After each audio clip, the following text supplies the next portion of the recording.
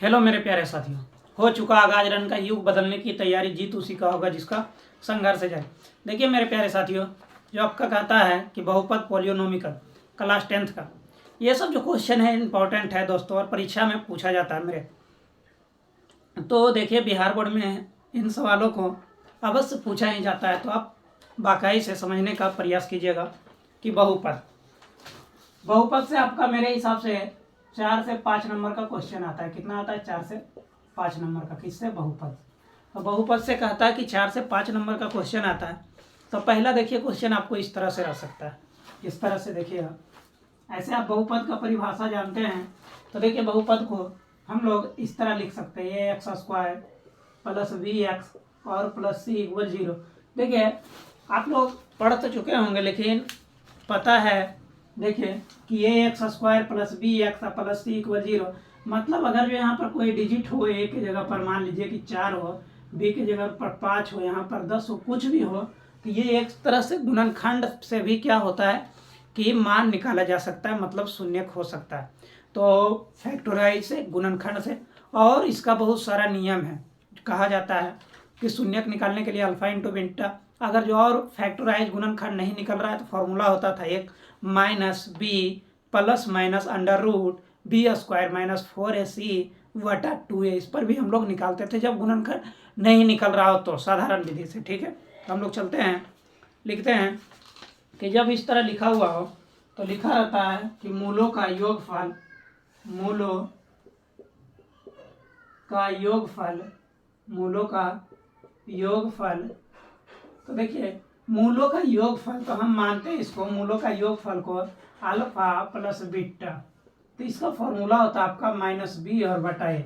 क्या होता है बोलिए? अल्फा प्लस बीटा बराबर माइनस बी बटा ए होता है। तो इसी तरह बताइए अल्फा इंटू बीटा बराबर क्या होता है? तो सी होता है।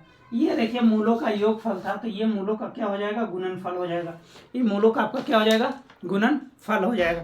तो ये आपको बात अगर जो यहाँ तक याद है, तो अब हम लोग आगे बढ़ते हैं। देखिए मूलों का गुणनफल क्या होता है? मूलों का गुणनफल आपसे पूछे तो अल्फा इंटू बीटा होता है, लेकिन मूलों का योगफल, योगफल मतलब जोड़, योगफल मतलब क्या होगा? जोड़ दीजिएगा, योगफल मतलब जोड़ दीजिएगा। और गुणनफल का इसका मतलब कि गुना होगा, और ये मूलों का दूगो है, अल्फा और बीटा, ये मूल है। ये क्या है? मूल है। अगर जो आपसे पूछ दे कि मूल क्या है, तो मूल आपका अल्फा इंटू बीटा है। मूल आपका क्या है? अल्फा और क्या है? बीटा है। अल्फा और क्या है? बीटा। ये आपका क्या हो गया? मूल हो गया। तो इसी तरह कहे मूलों का योग और मूलों का गुणनफल जब भी कहे तो आप निकाल दीजिएगा। ठीक है, तो हम आगे बढ़ते हैं आपका। ठीक है, तो आगे बढ़े तो देखिएगा कि जब यहाँ तक बात आपको अच्छी तरह पता है, तो आगे हम लोग बढ़ते हैं और लिखते हैं कि इस तरह से क्वेश्चन लिखा जा सकता है। पहला जो क्वेश्चन है आप देखिएगा, 1 नंबर का क्वेश्चन इस तरह से आता है, एक्स स्क्वायर माइनस 25 इक्वल क्या हो जाएगा? 0 हो जाएगा। अब देखिए अगर जो 0 है तो ये एक्स है, तो एक्स स्क्वायर का तो एक्स स्क्वायर लिखेंगे। अब बताइए ये प्लस माइनस है, तो इधर जाकर क्या हो जाएगा? प्लस हो जाएगा, तब प्लस। अब बताइए एक्स इक्वल 1, और ये जो स्क्वायर है ये आपका क्या हो जाएगा? रूट हो जाएगा 25। अब यहाँ से बताइए एक्स का एक्स और प्लस और माइनस क्या हो जाएगा? बोलिए 5 ना, 25 का स्क्वायर क्या होता है? 5 होता है। अब इसी तरह हम एक्स को लिख सकते हैं एक बार माइनस में और एक बार आपका प्लस में। तो ये बताइए आपको बात समझ में आई ना? अब इसी तरह का क्वेश्चन आपको पूछा जाता है। तो देखिए दूसरा सवाल चलते हैं हम लोग। दूसरा सवाल में कि एक्स स्क्वायर और -2 इक्वल क्या हो जाएगा? 0 हो जाएगा। तो बताइए एक्स स्क्वायर ये माइनस में था, तो इधर जाकर प्लस में, एक्स इक्वल बताइए क्या हो जाएगा? √2। तो √2 को क्या हम लोग कुछ लिख सकते नहीं, तो लिखेंगे प्लस माइनस √2। इसका मतलब है कि एक बार प्लस में और एक बार आपका माइनस में। चलिए, तो यहाँ तक अगर जो आपको बात समझ में आ गया, ये क्वेश्चन आपको परीक्षा में बार बार देखा जाता है बिहार बोर्ड में, इसलिए हम आपको कह रहे हैं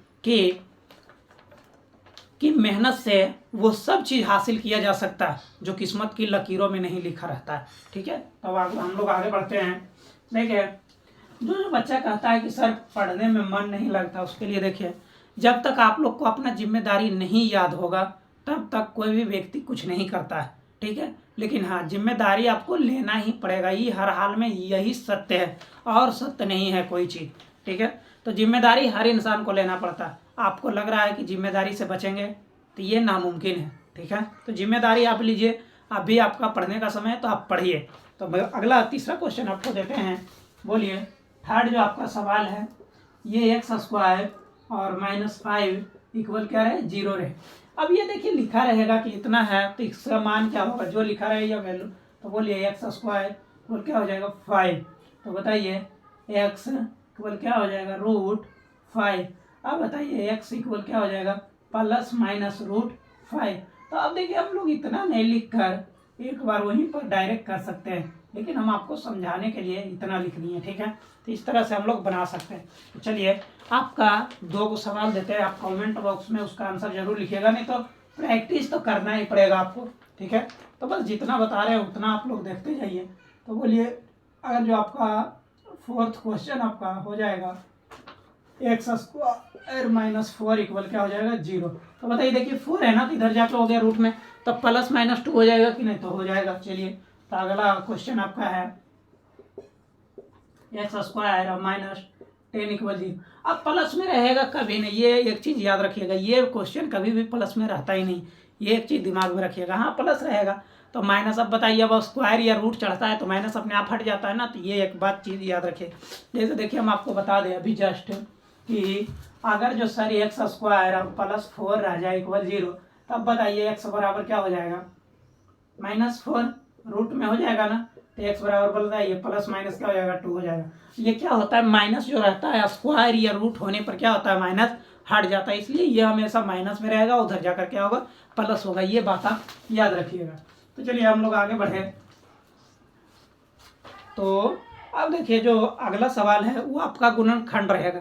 तो गुणनखंड रहेगा और उसका क्या पूछ देगा, आप किससे मान पूछ देगा। तो गुणनखंड आप लोग को तो निकालने आता ही है। तो चलिए हम लोग बढ़ते हैं, नहीं आता है तो कोई बात नहीं, बने रहिए। देखिए तो आपका हो जाएगा x² -5x और +6 का गुणनखंड निकाले। क्या निकाले, गुणनखंड निकाले।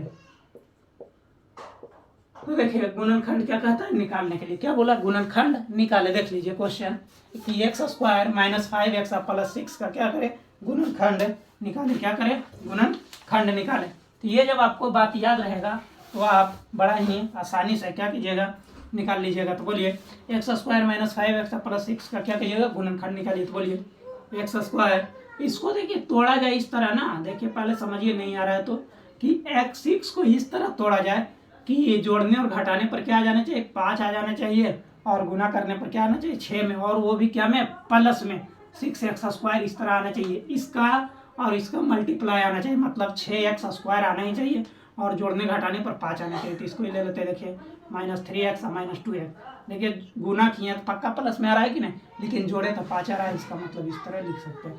अब बोलिए x यहाँ पर कॉमन ले ले तो x माइनस यहाँ 3 हो जाएगा, और यहाँ पर -2 कॉमन ले ले तो यहाँ पर x -3 हो जाएगा।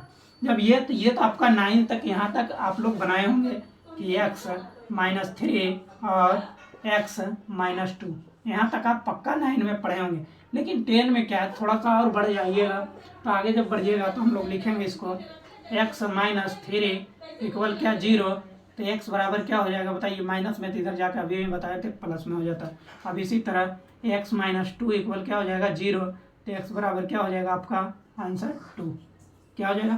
तो इसका 2 गुणनखंड निकला, या तो 3। अब यहाँ पर देखिए 3 मान रखिएगा तो इक्वल जाकर क्या हो जाएगा, 0 हो जाएगा। ये जांचने के लिए भी आपको आना चाहिए। तो बोलिए x² -5x और +6 इक्वल क्या आना चाहिए, 0 आना चाहिए। तो मान रखिए ये हो जाएगा 3 3 9, और ये हो जाएगा आपका 5 3 15, और +6 देखिए तो 9 6 15, और 15 क्या हो जाएगा आपका 0।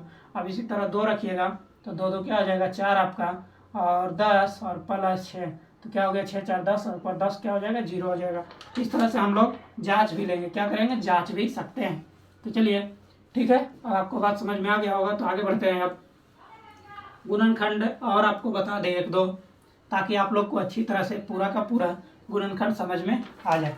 तो देखिए अब लिखा हुआ है आपका x² -18x और 81। तो देखिए ये जो आपका है दूसरा सवाल है। ये जब आपका दूसरा सवाल है तो आप बताइएगा कि किस तरह से बनाए, बोलिए। तो देखिए हम आपको यहाँ भी बोले कि ये क्या होता है, शून्य होता है, मतलब कोई भी वैल्यू यहाँ रख दीजिए जो इसके इक्वल हो जाए, तो आप लोग रख सकते हैं या बना सकते हैं। तो चलिए बोलिए क्या लिखे यहाँ, एक्स स्क्वायर का एक्स स्क्वायर, इसको बोलिए 9x तोड़ दे क्या, 9x और माइनस 9x प्लस 81। देखिए तो आ रहा है ना, 9 इंटू 9 81 आता है। तो यहाँ से x फिर कॉमन ले ले तो क्या बच जाएगा, x और माइनस 9, और यहाँ पर देखिएगा फिर माइनस 9 ही कॉमन ले लिया जाए तो क्या बच जाएगा, x और माइनस 9 केवल क्या हो जाएगा 0। तो बोलिए x माइनस 9 और x माइनस 9, बस। तो ये हो गया आपका। तो बताइए x माइनस 9 इक्वल क्या हो जाएगा 0। तो x का मान क्या हो जाएगा 9, आपका क्या हो जाएगा 9। तो यहाँ पर 9 जब रखिएगा तो इक्वल क्या हो जाएगा, इसका 0 हो जाएगा। तो ये आपको फैक्टराइज हुआ, ये आपका क्या हुआ, फैक्टराइज। जब यहाँ तक बात आपको समझ में आ रहा होगा तो हम लोग आगे बढ़ते हैं। देखिए तो हम लोग जब आगे बढ़े तो देखिए क्या होगा कि x square plus 11x plus 24। Third question आपको देखती है क्या हो जाएगा, बोलिए x square plus 11x plus 24 equal क्या हो जाएगा 0। अब इसको बताइए किस तरह लिखे। तो देखिए एक्स स्क्वायर और इसको देखिए तो 8 प्लस 3x तोड़ देंगे ना, अब देखिए 24। देखिए बोले फैक्टराइज बड़ा ही आसान है, बस थोड़ा सा दिमाग लगाइएगा। यहाँ देखिए यहाँ 24 और x, तो 24x स्क्वायर आता है ना, क्या आएगा आपका 24x स्क्वायर आएगा, क्या आएगा 24x स्क्वायर आएगा। जब 24x स्क्वायर आपका आता है तो इसको इस तरह से तोड़िए आप 24 को कि जोड़ने पर 11 आना चाहिए, घटाने पर 11 आना चाहिए, लेकिन मल्टीप्लाई करने पर 24x स्क्वायर आना ही चाहिए। तो हमको पता चला कि 8 3 11 भी हो जाता, 8 या 24 भी हो जाता, तो इस तरह तोड़ दिए। तो एक्स का एक्स ले लिए, तो एक्स और प्लस क्या हो गया 8, यहाँ पर प्लस 3 कॉमन ले लीजिएगा, तो एक्स और प्लस 8 ये आपका हो गया 0। तो बताइए x plus 8 into x plus क्या हो जाएगा 3 इक्वल क्या हो जाएगा 0। तब बताइए एक्स प्लस 8 इक्वल क्या हो जाएगा 0। तो एक्स बराबर क्या हो जाएगा -8। अब इसी को तोड़ेंगे तो एक्स प्लस 3 इक्वल क्या हो जाएगा 0। तो एक्स बराबर क्या हो जाएगा -3। ये आपका हो गया आंसर, ठीक है। तो अब यहाँ तक जब बात आपको समझ में आ गया मेरे प्यारे साथी, तो हम लोग आगे बढ़ते हैं। और अब बात है आपका जो वास्तविकता है, ये यहाँ तक मैथ आपको पूछा जाता है तो फैक्टराइज आना चाहिए, और जो आपको पहले शून्यक निकालने के लिए बोले थे वो आना चाहिए। अब ये जो तीसरा शून्यक है आपका 2 नंबर में अभी और 1 नंबर में पूछा ही जाता है हर हाल में। तो यहाँ पर देखिए हम आपको बोलते हैं कि मंजिल ने हौसलों से कहा कि तेरे बस की बात नहीं, मंजिल ने हौसलों से कहा कि तेरे बस की बात नहीं, हौसलों ने मंजिल की आंखें में आंखें डालकर बोली चल झूठी तेरी इतनी औकात नहीं। तो देखिए अगर जो आप सोचते हैं मेरे दोस्तों कि हम भी ऊंची उड़ान उड़े, तो पढ़ाई के सिवा और कोई रास्ता ऊंची उड़ान के लिए कभी ना हुआ और ना कभी होगा। यही भूतो भविष्य वर्तमान में लिखा हुआ है कि पढ़ाई एक ऐसा माध्यम है जिससे आप जितना चाहते हैं आसमान तक उड़ सकते हैं, ठीक है। बाकी आप बिजनेस करना चाहते हैं ज़िंदगी में या नौकरी करना चाहते हैं, ये आप पर डिपेंड करता है, लेकिन बिना आप शिक्षित हुए कुछ भी नहीं कर सकते, ठीक है। तो ये सब भ्रम में नहीं रहिए और गांव समाज के मोहल्ला के फेरा में कि पढ़ लिख कर आदमी कोई बड़ा बना है, पढ़ लिख कर ही इंसान बड़ा बना है, ये बात आप याद रखिए, ठीक है। तो आगे बढ़ते हैं, फिर आते हैं क्वेश्चन पर। तो अगला जो आपका एकदम इम्पोर्टेंट क्वेश्चन है वो देखिएगा, आपको एक सवाल में आपका बहुत सारा जो है दुविधाएं हट जाएगी कि क्या आप बोलना चाहते हैं। Y square plus 3y plus 2 equal क्या हो जाएगा 0 दिया हुआ है। ये आपका द्विघात समीकरण दिया हुआ है, तो इसके पूछे शून्यकों का योग निकाले, क्या निकाले, शून्यकों का योग, शून्यकों का योग, शून्यकों का क्या पूछा योग, शून्यकों का गुणनफल। 4 चीज होता है शून्यकों का गुणनफल, और इस तरह हो गया। तो शून्यकों का योग बोलिए, अभी फॉर्मूला हम आपको बोले थे कि अल्फा और प्लस बीटा बराबर होता है -b और बटा a, और अल्फा इंटू बीटा बराबर होता है c/a।